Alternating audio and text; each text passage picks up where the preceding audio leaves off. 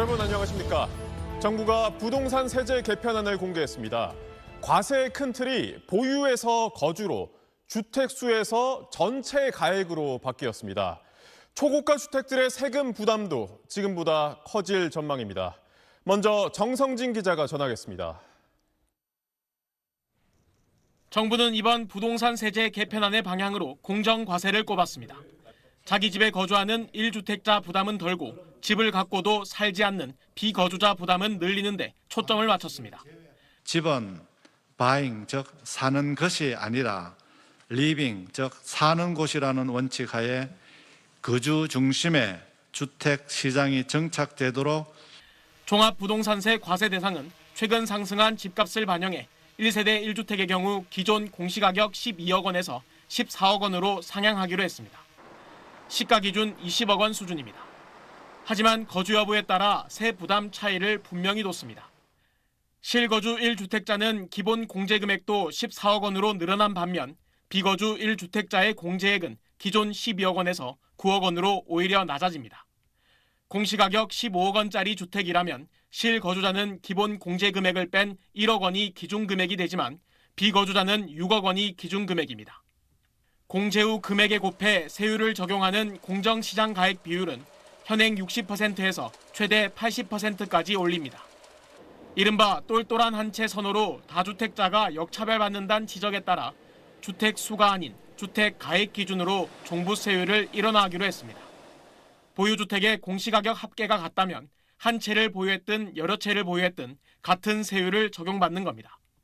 이에 따라 과세표준 12억 원 위로는 2028년까지 1, 2주택자의 세율을 기존 다주택자 수준으로 끌어올립니다.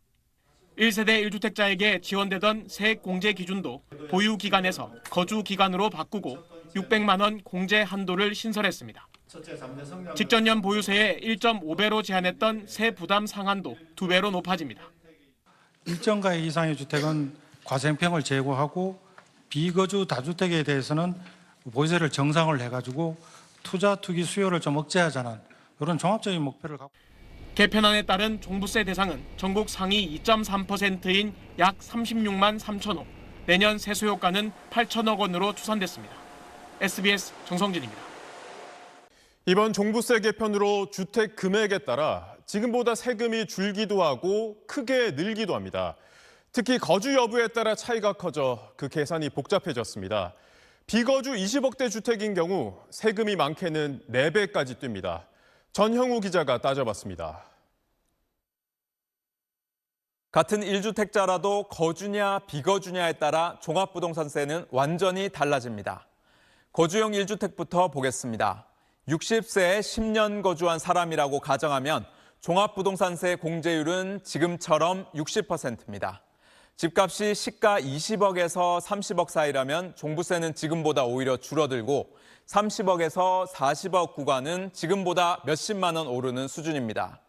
40억 넘는 초고가 아파트는 종부세가 크게 뜁니다. 정부는 이 구간부터는 과세의 정상화가 이뤄진다고 표현했습니다.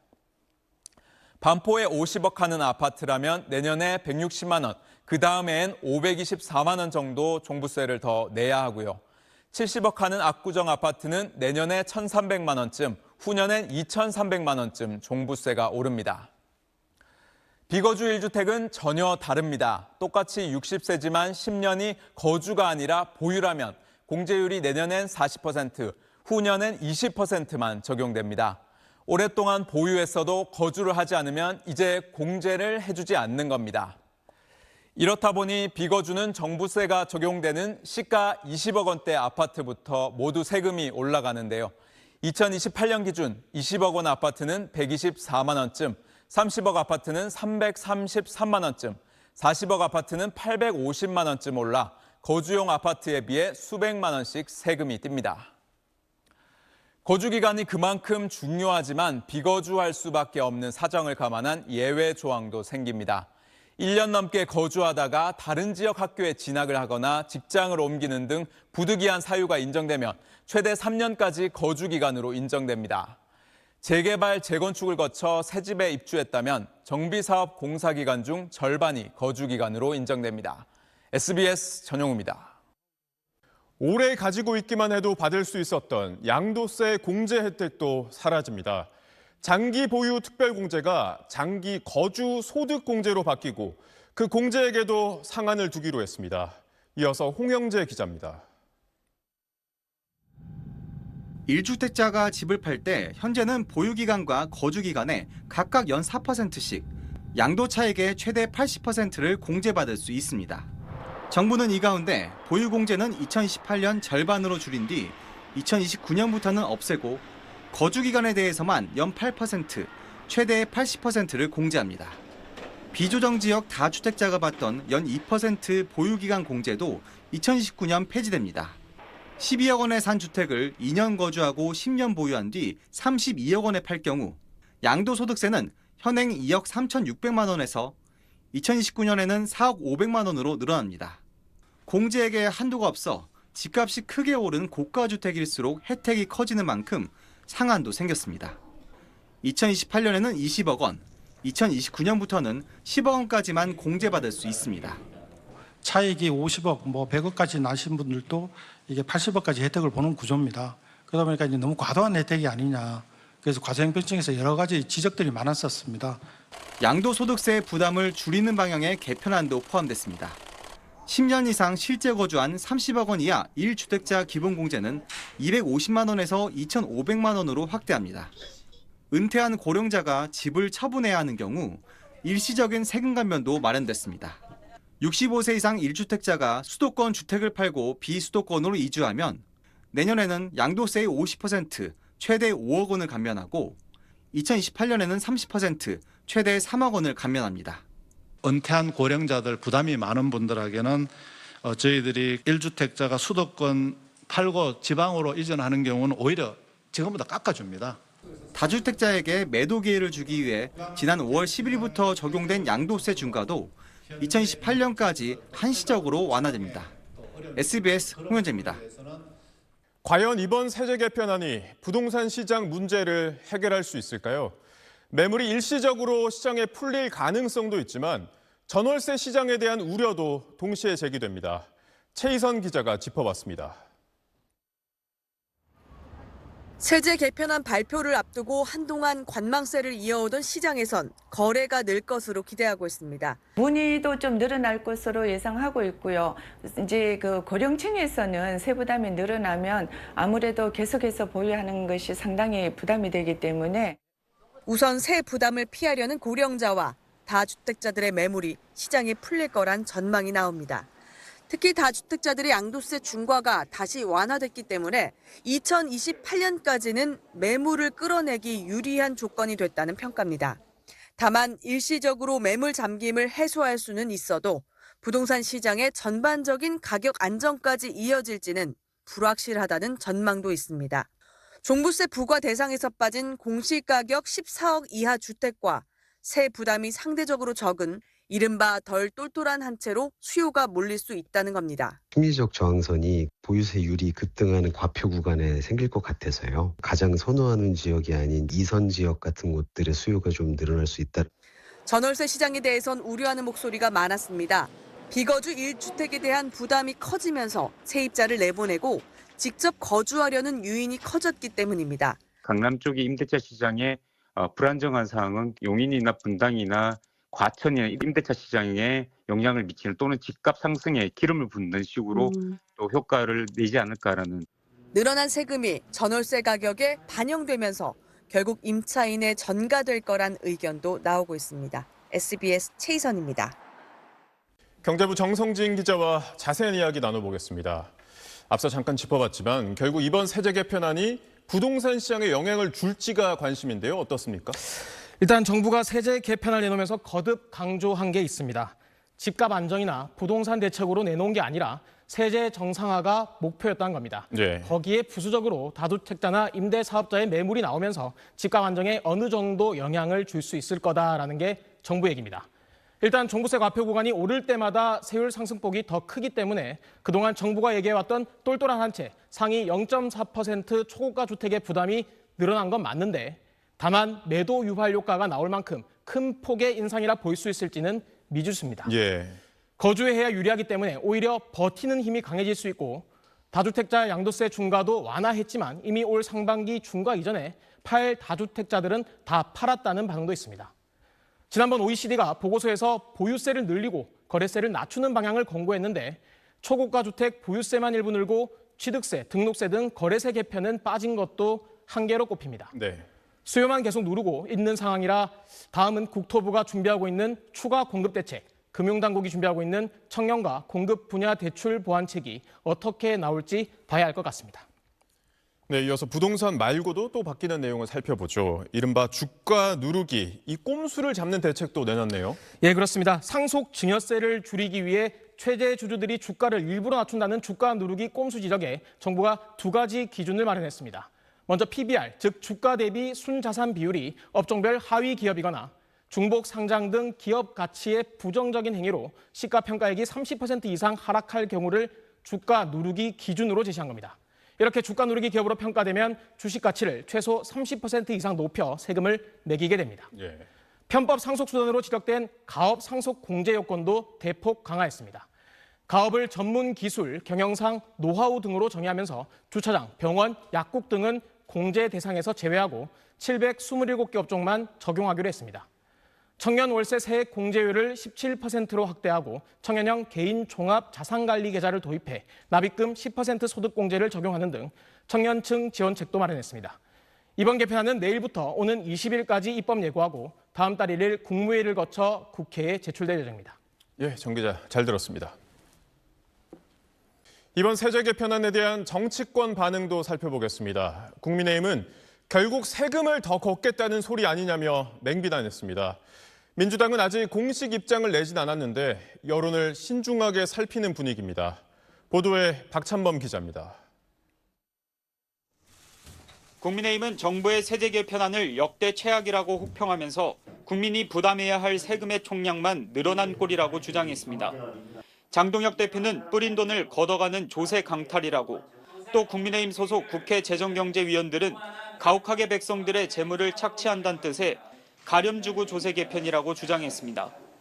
반도체 호경기로 역사상 최대 초과 세수를 걷는 정부가 오히려 3조 4천억 원의 혈세를 더 걷겠답니다. 한마디로 닥치고 세금입니다. 국민의힘은 다주택자와 비거주 1주택자에 대해 종합부동산세를 강화하는 방안이 가장 큰 부작용을 초래할 거라며 세금 부담이 세입자에게 전가돼 전월세 인상으로 이어질 거라고 봤습니다. 특히 비거주 1주택자를 종부세 강화 대상에 포함한 건 1세대 1주택자의 거주 이전의 자유조차 억압하는 거라고 주장했습니다. 민주당은 개편안이 발표된 오늘 공식 논평을 따로 내지 않았는데 내일 원내 지도부가 입장을 밝힙니다. 한 민주당 지도부의 인사는 SBS에 세제 개편은 예민한 사안인 만큼 오늘은 공식 입장을 신중하게 논의하고 있다고 전했습니다. 이번 개편안에 대한 여론의 동향을 보면서 입장을 정리하고 있는 걸로 보입니다. 당 지도부는 현재 민생과 자산시장 그리고 부동산 관련해서 면밀히 살피고 대안을 마련하는 데 집중하기로 했습니다. 이번 부동산 세제 개편에 따른 민심의 향배가 전국 주도권은 물론 향후 선거들의 중대 변수란 점에서도 여야는 촉각을 세우고 있습니다. SBS 박찬범입니다.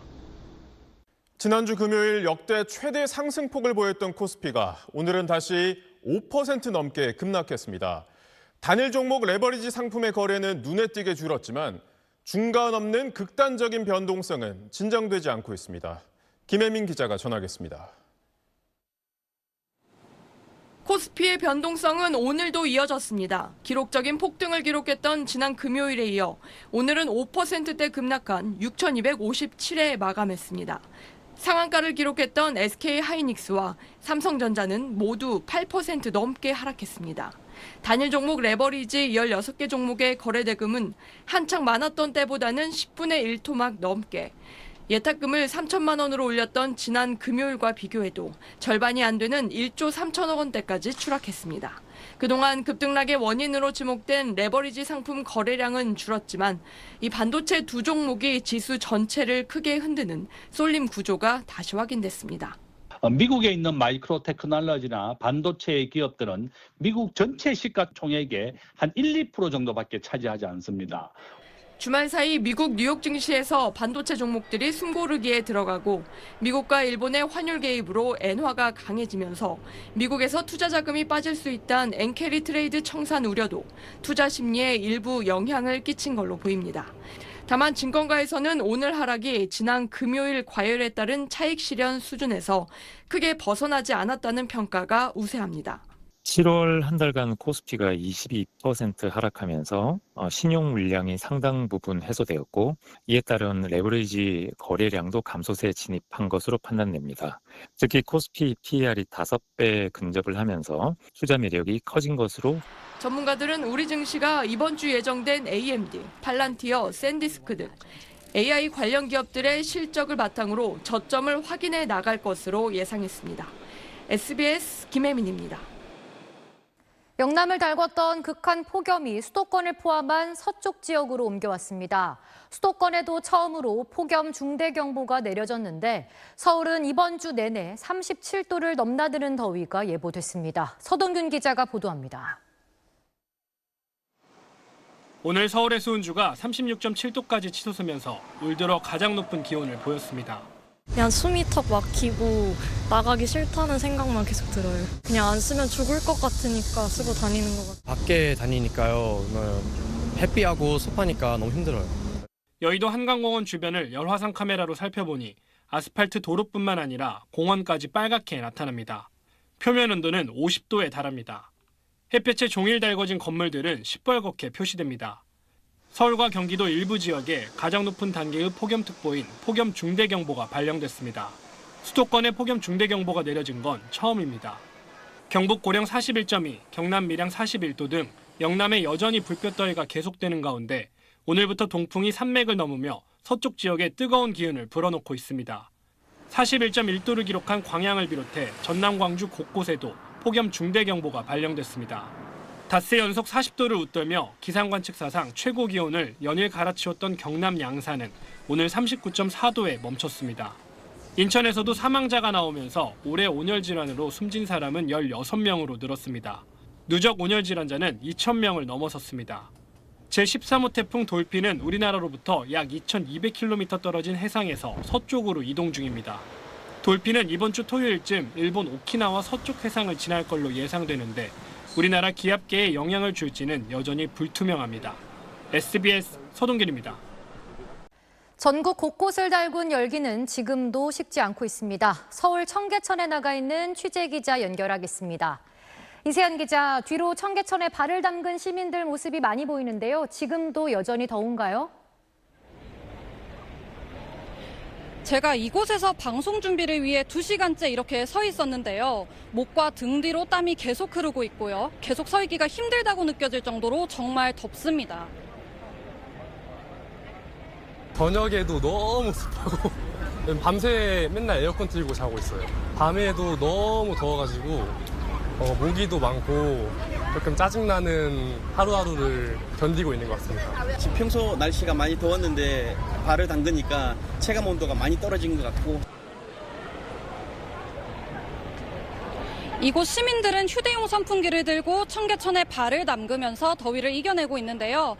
제가 여기서 지켜보니 오래 머물진 못하고 에어컨이 켜진 근처 카페 등으로 이동하는 모습 종종 볼 수 있었습니다. 오늘 밤도 전국 대부분 지역에 열대야가 이어질 전망이라고요? 네, 저녁 8시가 지났지만 지금 이곳의 온도는 보시는 것처럼 32도를 웃돌고 있습니다. 열대야주의보는 밤 최저기온이 25도, 서울 같은 대도시나 해안가는 26도 이상 유지될 때 발령되는데요. 기상관측사상 최고 온도를 기록한 경남 양산에서는 18일째, 제주 북부는 무려 27일째 열대야가 이어지고 있습니다. 6월부터 어젯밤까지 전국 열대야 일수는 10.6일로 집계됐는데요. 지난 1973년 관측 이후 역대 최장 기록입니다. 말 그대로 올해 가장 더운 여름을 보내고 있는 겁니다. 열대야로 수면이 부족해지면 생체 리듬이 깨지고 면역력이 떨어질 수 있습니다. 실내 온도는 26도 안팎으로 유지하고 에어컨을 사용할 때도 2-3시간마다 창문을 열어 환기하는 것이 좋다고 전문가들은 조언합니다.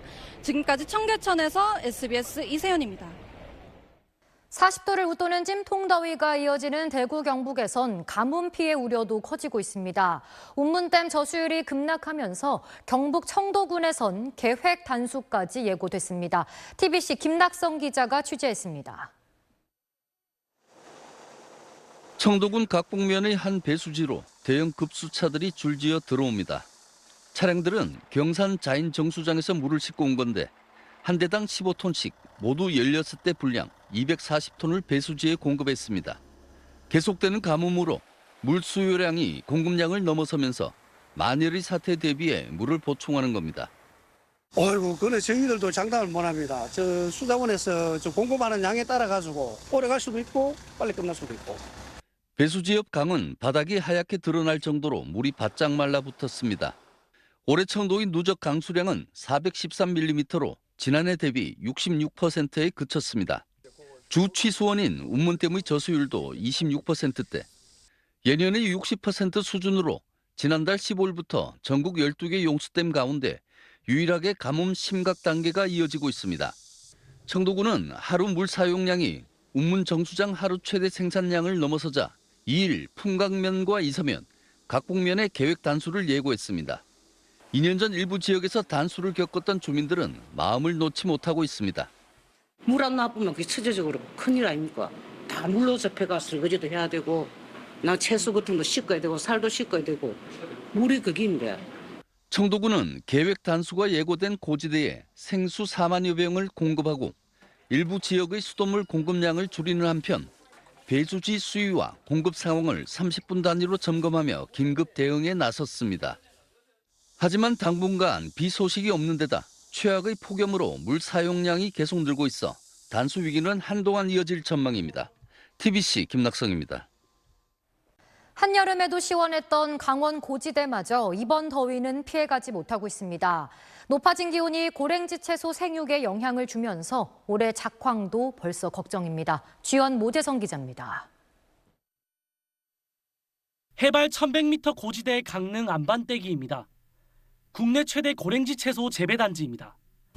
한여름에도 기온이 서늘해 고랭지 농사에 유리했지만 최근 30도를 웃도는 날이 계속되면서 농민 걱정이 커지고 있습니다. 폭염이 지면서 기존에 있던 배추가 폭염에 그냥 그 자리에서 그냥 데쳐지는 역할, 그냥 물러서 그냥 주저앉는 그런 현상이 지금 일어나고 있습니다. 여름 고랭지 배추는 통상 모종을 심은 지 2달 후 출하되는데 30도가 넘어가면 병해충이나 무름병 등이 생길 가능성이 커집니다. 폭염이 계속되면서 일부 배추는 병으로 이렇게 썩어 문드러지고 있습니다. 안쪽을 보시면요, 이 물기가 상당히 있고요, 악취가 진동하고 있습니다. 이 같은 고랭지 채소 위기는 매년 기온이 오르면서 가속화하는 추세입니다. 이러다 보니 고랭지 배추로 유명한 강릉 안반대기에 고온에 강한 양배추를 재배하는 농가가 늘고 있습니다.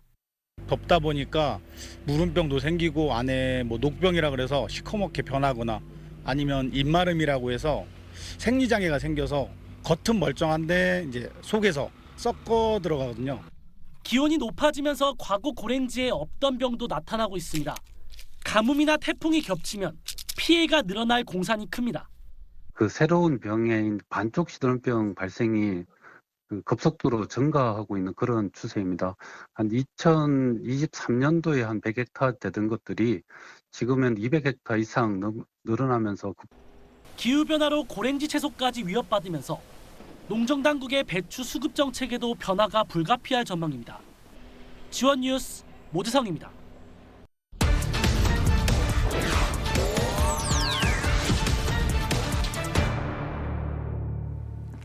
같은 도시, 같은 폭염 아래서도 사는 곳에 따라 체감하는 더위가 크게 다른 것으로 조사됐습니다.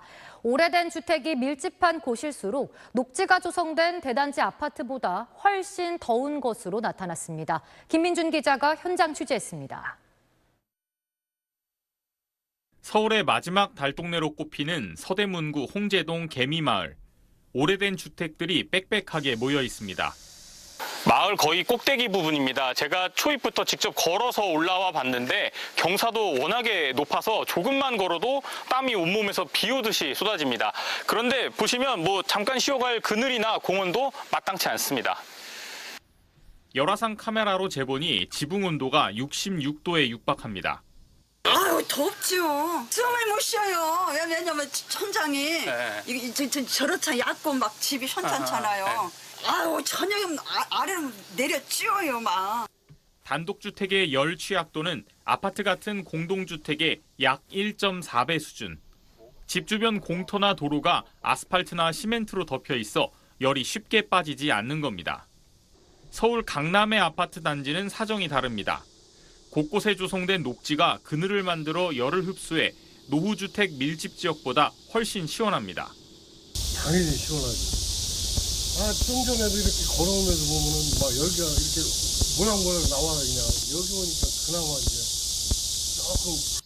이렇게 주거 환경에 따라 체감하는 폭염 정도는 크게 다른데 지난 7월 한 달 동안 평균 체감 온도가 35도 이상인 날은 상위 10개 동이 평균 8.41, 하위 10개 동은 0.81로 집계돼 10배 넘는 차이를 보였습니다. 체감 온도가 높은 곳은 노후주택이 밀집한 지역과 도심 지역들이었고 하위 지역들은 녹지가 많은 대단지 아파트가 모여 있는 곳이 대부분입니다. 전문가들은 공공부지 녹지 확충과 취약계층 주거 환경 개선 등 폭염 대응 역시 복합적인 방식으로 이루어져야 한다고 조언합니다. 담장도 조금 제거할 수 있으면 좀 제거해야 될 거고 나무들이 있어야지 이게 이제 나무가 흔들리면서 바람이 이동하는 통로가 형성되는 거고요. 갇힌 열기를 빼낼 수 있는 형태로 사는 곳에 따라 무더위가 다르게 느껴지지 않게 주거 환경에 따른 세심한 대책 마련이 필요합니다. SBS 김민준입니다. 검찰의 보안수사권 폐지 법안 통과를 주도한 김용민 민주당 의원의 SNS에 부산 돌려차기 사건의 피해자가 분노의 댓글을 남겼습니다. 정성호 법무부 장관도 부작용이 있다면 법을 신속히 고쳐야 한다고 말했습니다. 전현남 기자의 보도입니다. 부산 돌려차기 사건 피해자 김진주 씨가 더불어민주당 김용민 의원 측의 SNS 게시물에 남긴 댓글입니다. 노무현 전 대통령도 형사소송법 개정안에 대해 기분 좋다고 하고 있을 것이라는 취지의 글에 대해 김진주 씨가 지옥에나 가세요라고 항의한 겁니다. 김 씨는 SBS와의 통화에서 댓글 내용은 자신이 할 수 있는 가장 순화된 표현이었다며 검사의 보안 수사권을 폐지하는 형사소송법 개정안은 끔찍한 변화라고 말했습니다. 그나마 거기서 이제 가장 순화할 수 있는 표현으로 쓰지 않았나라는 생각을 하고 그 게시물을 보고 제가 참을 수 없었던 것 같아요. 정말 끔찍한 변화다라고 생각을 해요. 범죄 피해자들이 빠져 있는 법안이라고도 지적했습니다. 고통받을 사람이 정말 분명히 보이기 때문에 이거는 결국 값을 치를 일이다라고 생각을 하고 정치인들을 위한 사법개혁은 피해자들에게 필요가 없다. 앞서 한국성폭력상담소 등도 피해자 권리 보장을 위한 검찰개혁이 이루어지지 않았다며 유감을 표명하기도 했습니다.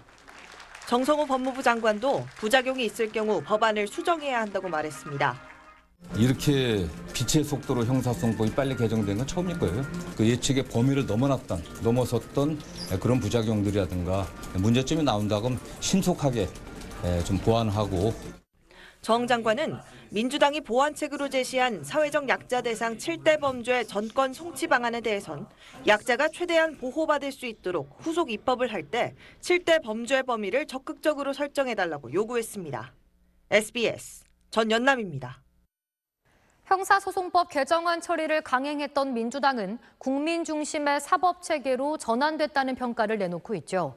오늘 대국민 보고회까지 열며 적극적인 홍보에도 나섰는데 하지만 당내에선 노무현 전 대통령이 언급된 일부 발언을 놓고 설전이 벌어지기도 했습니다. 박재현 기자가 보도합니다.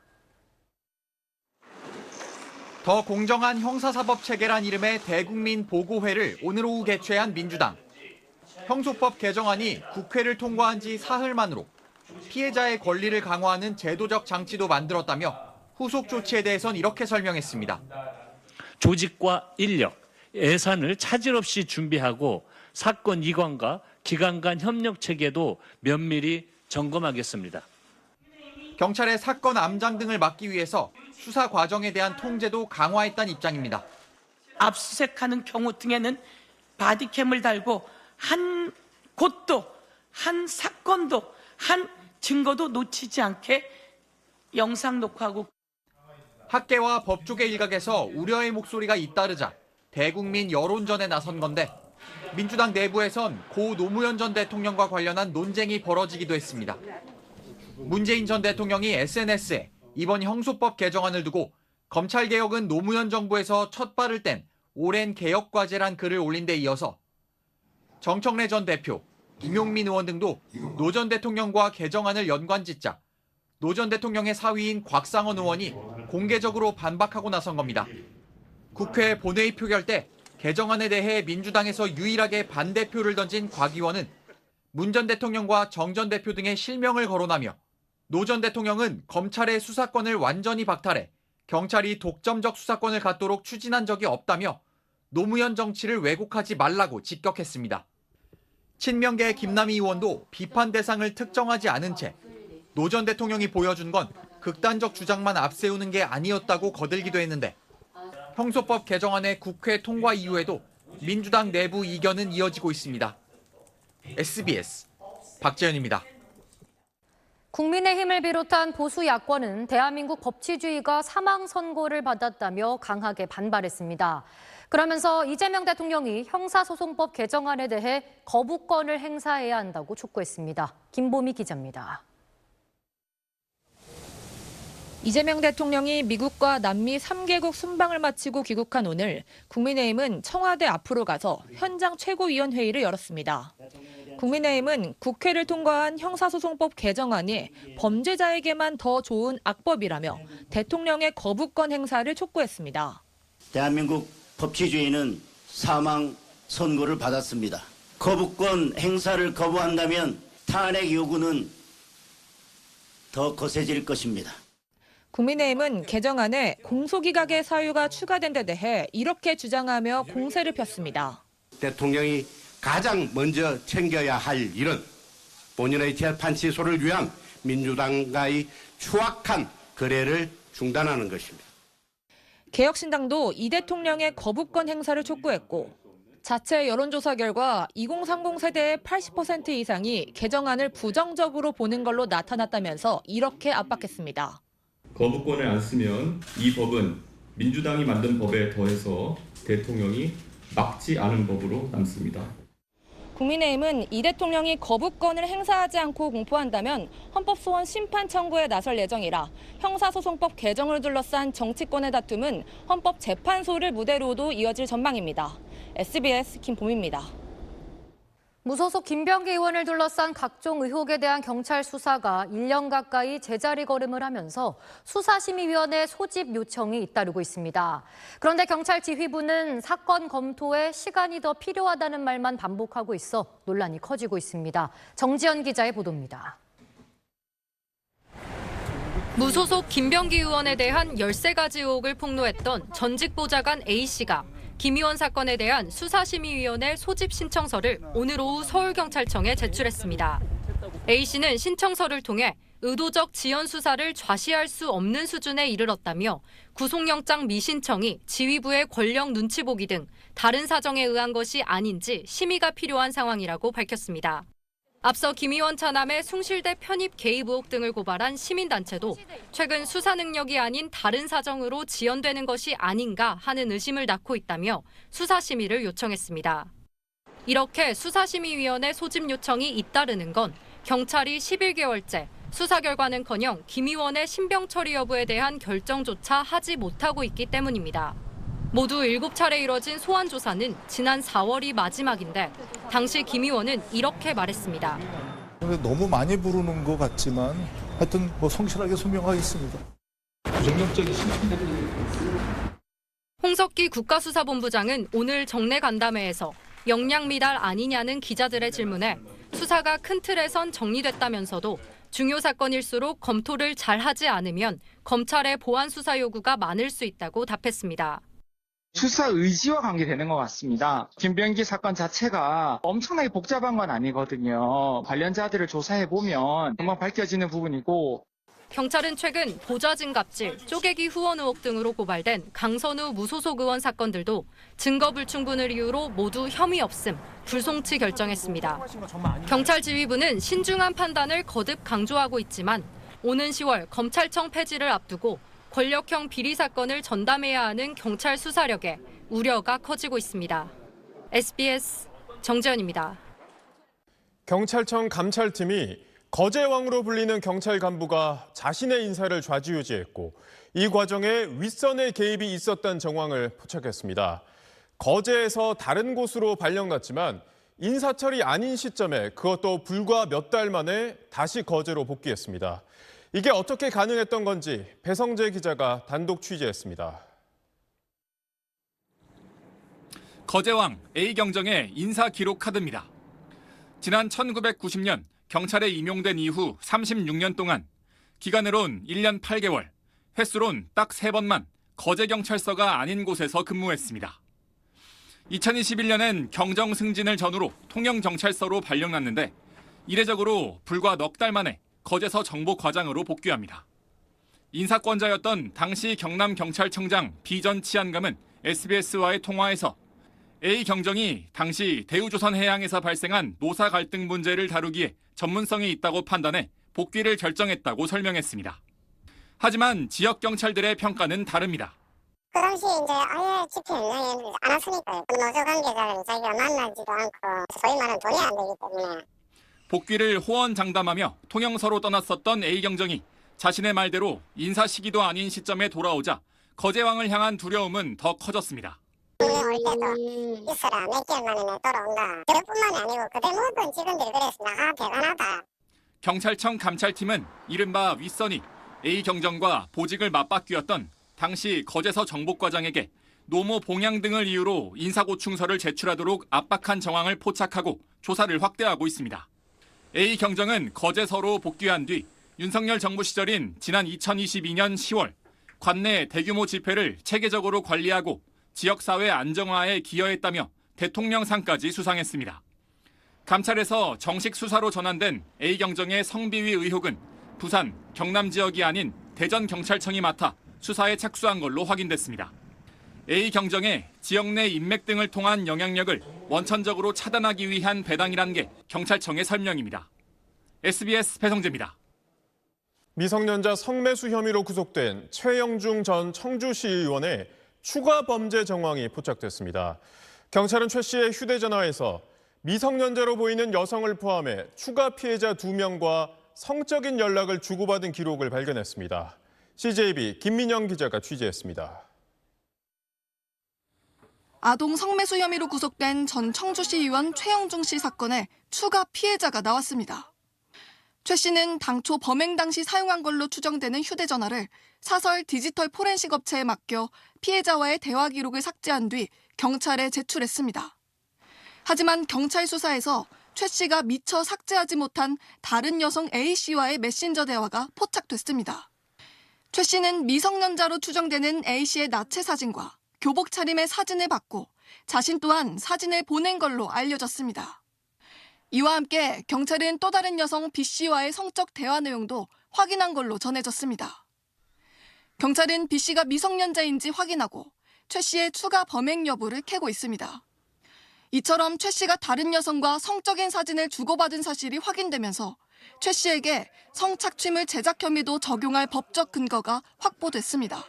앞서 경찰은 최 씨가 기존 피해 학생에게도 나체 사진을 찍어보내라는 메시지를 보낸 걸로 파악했지만 피해자의 휴대전화가 고장나면서 직접 물증은 확보하지 못한 상태였습니다. 경찰은 최 씨의 추가 혐의를 입증해 이번 주 안으로 검찰에 송치할 예정입니다. CJB 김민영입니다. 선관위의 투표자 수 조작 사건과 관련해 새로운 의혹이 불거졌습니다. 지난 지방선거 당시 한 지역 선관위가 투표자 수를 잘못 입력했다고 보고하자 중앙선관위는 다른 투표구에 분산 입력하라고 조작을 지시했던 겁니다. 보도에 손영한 기자입니다.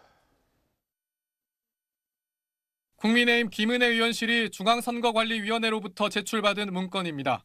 지난 6.3 지방선거 본투표 당일 충북 선관위가 진천군 진천읍 제2투표소에 오전 10시 현재 투표자 수를 실제 투표한 사람 수보다 많은 501명으로 잘못 입력했다면서 어떻게 해야 하느냐고 중앙선관위에 문의하자 중앙선관위가 과다 집계된 투표자 숫자를 다른 투표구 8곳에 분산해 수정 입력하는 방안을 지시한 사실이 문건에서 확인됩니다.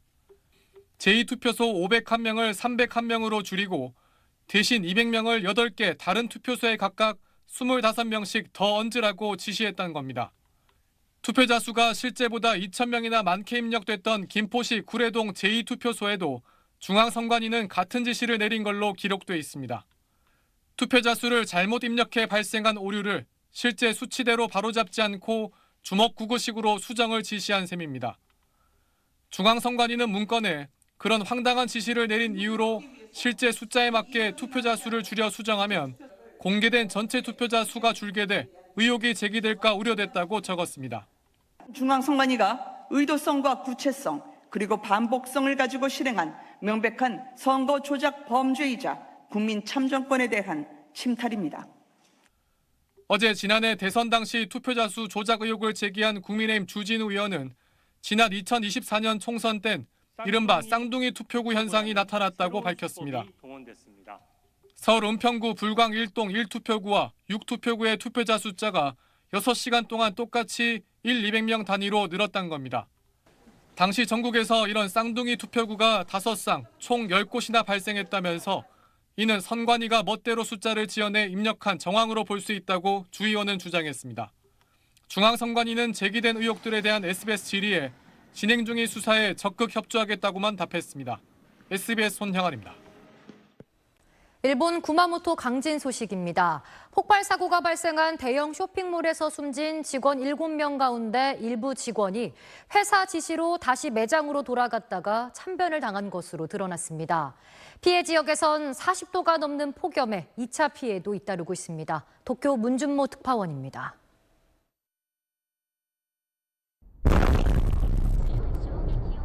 지난달 28일 이온몰 폭발 사고. 방문객 등 3,000명은 대피했지만 입점업체 직원 7명이 목숨을 잃었습니다. 잡화점 직원이던 22살 오타케 구루미 씨도 사고 전 대피했다가 매장으로 돌아가는 바람에 변을 당했습니다. 会社から売上金を金庫に入れるように言われているんで一回店に戻らんといかな。 이온몰 측 매뉴얼에 따르면 지진 발생 시 안전이 확인되기 전엔 복귀가 금지되어 있습니다. 빈소를 찾은 업체 측은 고개를 숙였습니다.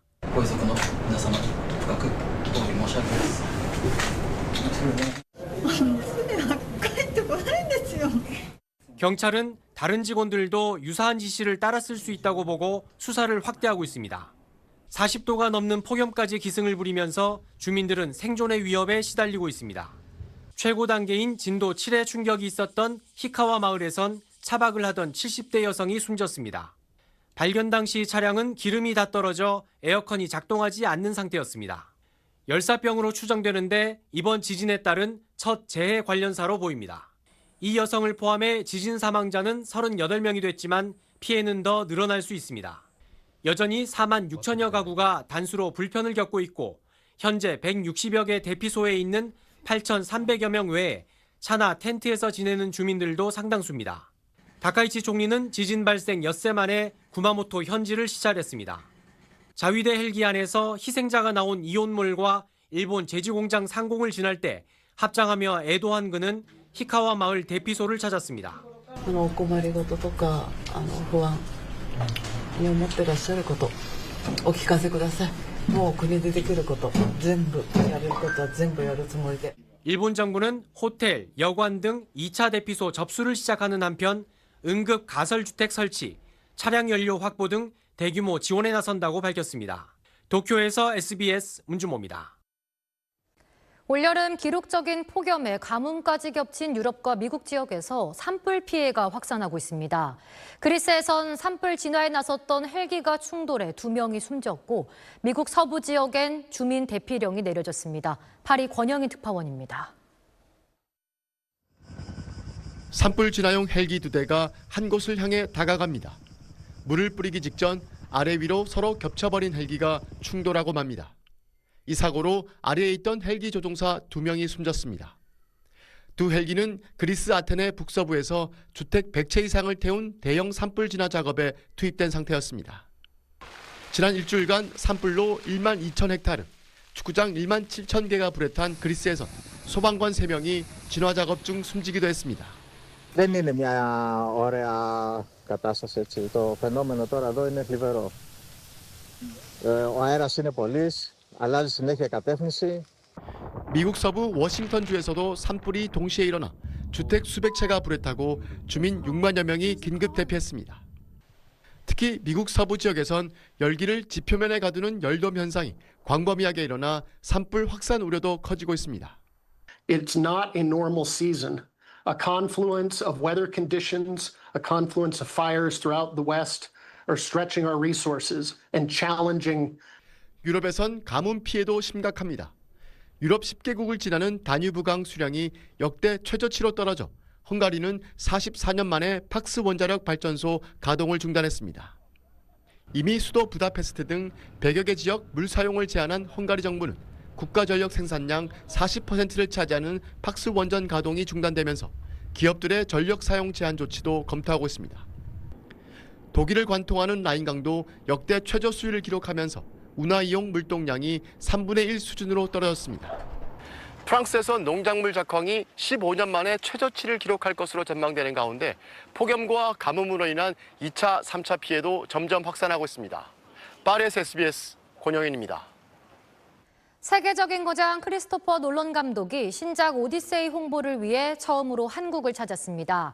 주연을 맡은 배우 맷 데이먼도 함께 왔는데요. 이들이 직접 전한 서울의 첫인상과 영화 이야기를 이주형 기자가 전해드립니다. 그는 칸 영화제 황금종려상을 노리는 감독이 아닙니다. 그는 그 상의 후광이 필요하지 않습니다. 흥행과 영향력 모두 이미 세계 최고입니다. 크리스토퍼 놀란, 그가 처음으로 한국에 왔습니다.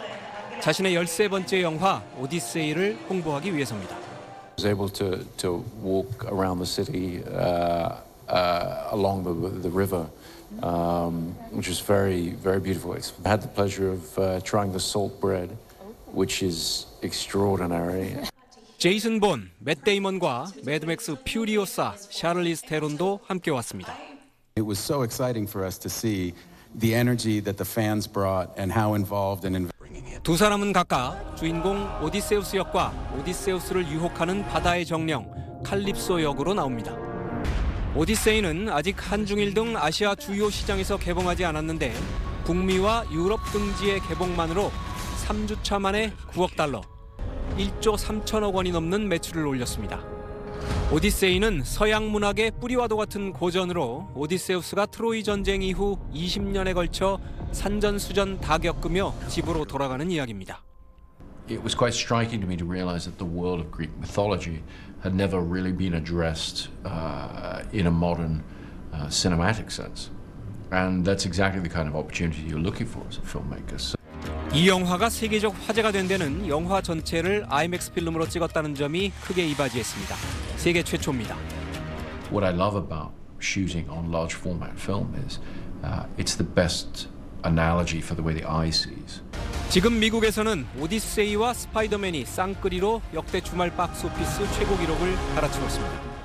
놀란 감독의 오펜하이머와 거윅 감독의 바비가 동시에 흥행하며 바벤하이머란 신조어를 낳았던 2023년처럼 스파이더세이가 탄생할지 한국을 비롯한 세계 영화 시장이 주목하고 있습니다. SBS 이주영입니다. 국방부가 최근 미군 무인기 5인 소동과 전방부대 실탄 미장착 등에 대한 책임을 물어 한기성 육군 1군 단장을 직무배제했습니다. 지난달 30일 휴전선 인근에서 미 해병대 무인기를 북한 무인기로 오인한 사건은 1군단 소속 장교가 미군 측의 비행 통보를 보고하지 않은 탓에 발생한 것으로 조사됐습니다. 또 1군단은 군단장의 재량으로 지침을 변경해 실탄을 장착하지 않고 경계에 나선 것으로 드러났습니다. 오늘도 동쪽 지역 중심으로 40도를 넘나드는 극한의 더위가 이어졌습니다. 이번 주는 극한의 더위가 서쪽 지역으로 옮겨갑니다. 이렇게 동풍이 불어들면서 서울 등 서쪽 지역에 폭염이 더 극심해지겠습니다. 이에 따라 동쪽 지역에 내려졌던 폭염 중대경보는 모두 해제가 됐고요. 오늘 서울 남부와 경기, 하남, 오산, 여주, 그리고 광주, 전남 지역에 폭염 중대경보가 내려졌습니다. 내일 이들 지역은 서울과 광주의 낮 기온이 38도, 하남은 39도까지 오를 텐데요. 이번 주 내내 이 동풍이 지속적으로 불어들면서 서울이 37도 안팎의 극단적인 더위가 계속되겠습니다. 이 태풍 돌핀도 우리나라를 막고 있는 북태평양 고기압 세력에 막혀서 북상하지 못하고 중국 남부를 향해 서진할 것으로 보입니다. 한편 내일 오후 한때 경기 남부를 비롯한 서쪽 지역에는 돌풍과 벼락을 동반한 요란한 소나기 오는 곳도 있겠습니다. 동해안 지역은 내일 동풍의 영향으로 빗방울 떨어지는 곳이 있겠고요. 그 밖에 전국은 맑아서 더위를 피할 곳도 마땅치 않겠습니다. 서울은 12일째 열대야가 이어지고 있습니다. 오늘 밤도 무덥겠습니다. 내일 낮 기온 서울이 38도, 울산 34도로 서쪽 지역이 더 뜨겁겠습니다. 이번 주 내내 서쪽을 중심으로 극단적인 더위가 이어지는 만큼 어느 때보다 건강관리 잘해주셔야겠습니다. 날씨였습니다. 8시 뉴스 마칩니다. 시청해주신 여러분 고맙습니다.